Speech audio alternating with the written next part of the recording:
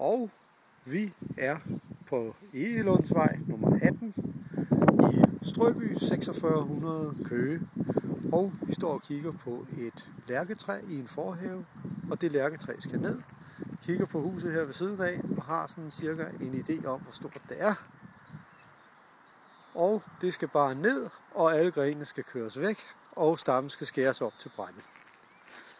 Herinde i forhaven, hvor træet er, tager vi endnu et kig på det. Det har vi der. Der ligger noget brænde herovre bagved.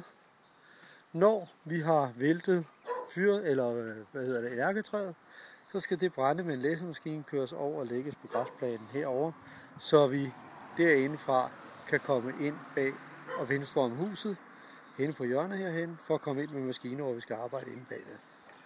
Under den grønne presenning ligger der en båd, som en robåd med motorbeslag, som vi skal sørge for at få smidt væk. Inde bag ved carporten her har vi, her mellem bygningerne fra døren og ud, der har vi en gangsti, og gangstien munder ud hernede på den anden side af havestuen, og der har vi jo bygherren. Så har vi en terrasse. Den terrasse er her.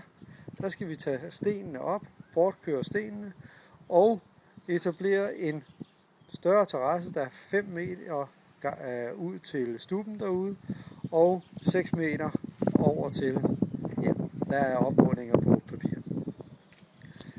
Her har vi et bed, og det bed skal ryddes. Der er en fjerbusk, der står herinde. Den skal bibeholdes. Og så er der et æbletræ, som lige oppe i solen her. Det æbletræ her skal beskæres. Og resten af gevæksterne her skal fjernes. Der skal fræses, udjævnes og lægges rullegræs.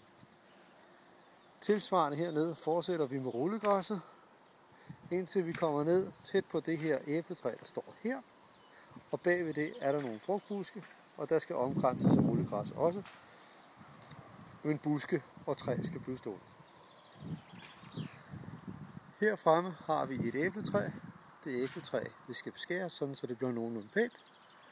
Og bagerst i haven her har vi inde bagved et æbletræ, som er blevet fejlbeskåret for nogle år siden, og nu ikke til at styre, og det skal skæres ned og væk.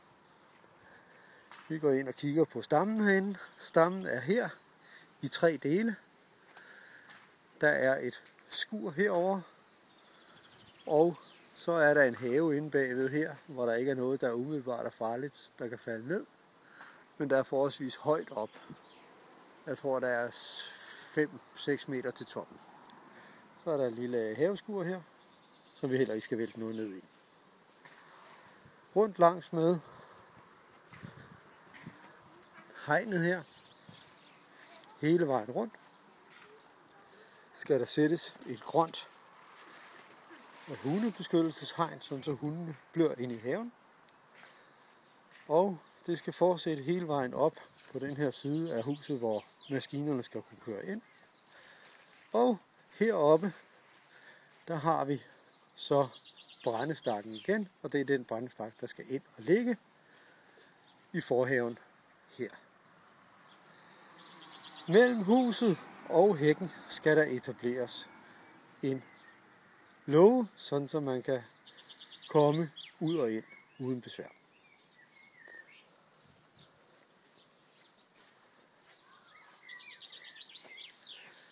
Når vi så kommer over på den anden side, der hvor vi skal rydde og lægge rullegræs, så er der en høj hæk. Den skal skæres ned over 20 meter og ned til 1,20 meter i højden, sådan så hækken er til at håndtere.